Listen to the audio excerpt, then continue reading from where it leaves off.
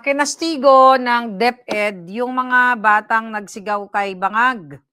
Nabangag at nag-wish na sana bumagsak na yung eroplano. Sabi ng DepEd, anong sabi ng DepEd Davao? Humingi ng paumanhin sa hindi magandang inasal ng ilang mga estudyante sa pagbisita ni BBM o ni Bangag. Number one, mga kababayan, hindi masamang pag-asal yun. Kalayaan nila na murahin ang isang adik na presidente at kahit i-wish mo pang pumantay ang paan niya, that's still freedom of speech no matter what.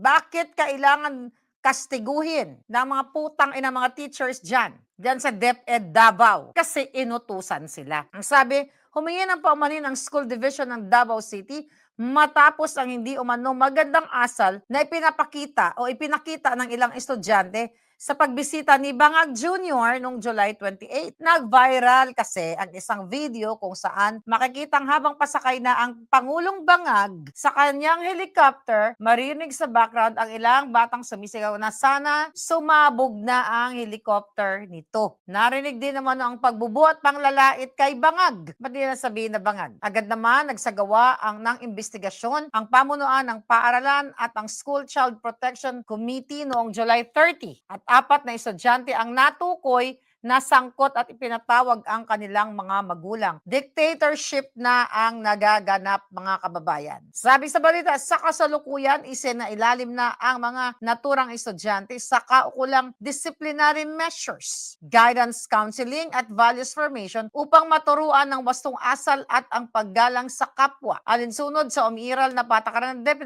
putang ina kayo, ha? Mga teacher kayo dyan, nilabag nyo ang karapatang pantao ng mga estudyante. Kahit na minura nila yan, freedom of speech yan. Tiniyak ng ahensya na patuloy itong makipagtulungan sa mga magulang at komunidad upang manatili ang isang ligtas, maayos at magalang na kapaligiran sa loob ng mga paaralan. Kita nyo? Bawal, sabi mo, Julius, bawal murahin ang mga bangag, sabi ng school, pero hindi bawal magnakaw sa kaban ng bayan. Ganun. Exactly. Anong ibig sabihin yan? Paulit-ulit natin kahit saan mo itanong ng abogadong matino, kalayaan ng mga bata na magsabi kung ano'y nararamdaman nila. Political expression or speech yan. Dahil nakikita ng mga bata na hirap siguro mga magulang nila, ang mga flood control, dahil aware ang mga batang ito sa mga pangyayari, sa mga balita. Pero hindi ibig sabihin yan, mga kababayan, na kastiguhin o disiplinahin sila ng mga ulol na mga teachers na mga duwag. Bakit kailan sila disiplinahin sa kanilang political opinion? Sa kanilang malayang pagpapahayag? Dahil ba hindi nagustuhan ng bangag ni Lisa Tanas na tinawag na adictus at nag-wish na sana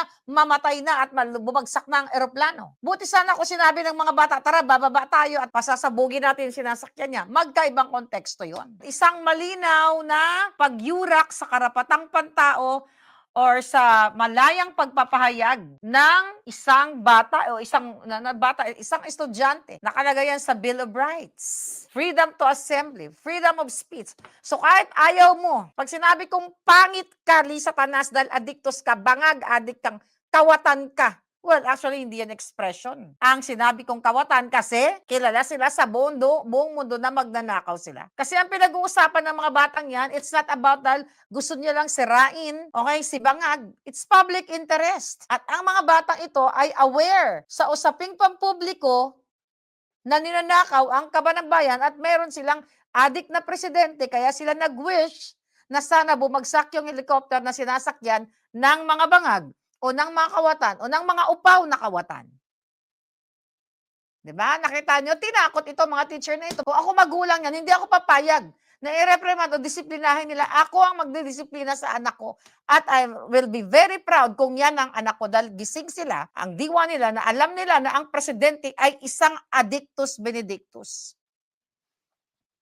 Mga kababayan, protected rights yan natin. Diba? Paulit-ulit natin narinig ang mga abogado, Bill of Rights, Article 3, Section 4 ba yun? Grabe talaga ang panggigipit. Kasi napahiya si Bangag sa buong mundo na even ang mga bata ay gising. They're high school. Yung taon na ba yun sila? 16, 2 years from now. Botante na sila. Kung 2026 ngayon, by 2028 election, kung meron pang election, sila'y botante at ito ay kalayaan nila.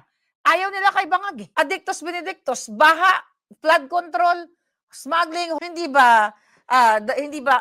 porket sinabi ng mga bata na adiktos, bangag, ayaw nila sa presidente. Didisiplinahin at maghingi ng sorry at bibigyan ng mababang grade. Uy, kung nakikinig kayo mga magulang, ilaban nyo to. Huwag nyo nga hayaan yung mga ulol na teachers na yan. Kaya no wonder may mga teachers na sinasaktan din ng mga estudyante. Dahil kayo mga nagpapasakop kayo sa isang adictus benedictus, magbasa-basa kayo ng konstitusyon na karapatan ng bawat tao, ng bawat nilalang sa mundo. Diyan, mga batang Pilipino na magpayag ng kanilang saloobin kung ito ay hindi nila matanggap na ang kanilang presidente ay bangag. Kahit pa sumigaw sila ng bangag-bangag, insulto talaga yan sa nagpapanggap na hindi adik. Of course, offensive, dahil totoo, pero yan ay freedom of speech. Bakit paparusahan yung mga bata? Bakit nila kakastiguin? Sige nga, dahil ininsulto o katotohanan na adiktos ang presidenteng hayop. Bakit sila ipapatawag? Bakit mapatawag yung mga magulang? Nang bato ba yung mga bata? Nang haras ba sila? Wala naman silang sinira. Wala silang ginorgor, wala silang binato. Ang sabi lang nila, oy, bangag, bangag, bangag. Sana bumagsak na yung jeroplano, oy, upaw, di ba? O bakit sila ngayon ginaganon? Kasi inutusan niya ni Lisa Tanas, di bangag, yung anggara dyan sa DepEd na disiplinahin mo yung mga teacher dyan sa Davao, ipatawag ang mga estudyante kung pwede bigyan mo ng bagsak na grade at wag mo pag-graduatein niya mga yan dahil sa pagsigaw-sigaw kay bangag. Yan ay diktadurya. May sariling pananaw ang mga kabataan. May sariling damdamin. Bakit kailangan i-disiplina? Bakit kailangan kasti-kastiguhin yung mga hayop na yan? Kaya kung ako magulang yan, sasampalin ko lang yung mga teacher na yan. Sabihin ko, karapatan ng anak ko yan, huwag mong pigil-pigilan. Huwag ka magpaka-underdog kay bangag. Wala kayong karapatang parusahan yung mga batang yan. Lumapit kayo dyan kay Inday Sara. Kung kayo ay ginigipit, i-expose nyo kayo mga teacher. I don't know, kayo dyan mga taga-Davao, mga talawan ba kayo? Yung mga teacher, I'm just talking sa mga teachers. Bakit kayo nagpapadikta kay Lisa Tanas? Kay adiktos, takot ba kayo matanggal sa trabaho? Bakit nyo pinakikialaman ang kalayaan ng mga bata? Bakit hindi nyo disiplinahin? Bakit hindi nyo turuan ng mga bata? Oo, adik talaga yung presidente. Magnanakaw, i-reprimand nyo yung mga bata, pero yung pag-i-educate nyo sa mga estudyante ninyo, na ang gobyerno ninyo ay puro pagnanakaw, hindi nyo ginagawa? Hindi po ka tinawag si bangag, ay hindi na mabuting asal yun para sa mga estudyante. Karapatan niya yun. Karapatan nila yun. So, panggigipit na naman. Sinusupil ang kanilang karapatang magpahayag, ang kanilang opinion, political opinion, statement, or whatever. Bakit didisiplinahin? Dahil what? Dahil anti-bangag? Kung sinabi kayo ng mga bata sa kay bangag, uy, bangag, ang pogi-pogi mo, ang galing-galing ng pamumuno, o di ba? Bibigyan nyo ng medalya, uy, ang galing-galing naman ng batang ito. Dahil anti-bangag, gagamitin nyo ngayon ang tamang pag-uugali sa eskwelahan. Chuchu-chuchu, yung tamang, what do you call that? Disiplina. Ngayon, mga kababayan, ito yung sinasabi ko sa inyo, hindi ka na pwede ngayon magsalita. So ito ginagawa nila, chilling effect ito para yung mga bata ngayon, mga estudyante, matatakot na magsigaw ng bangabangag.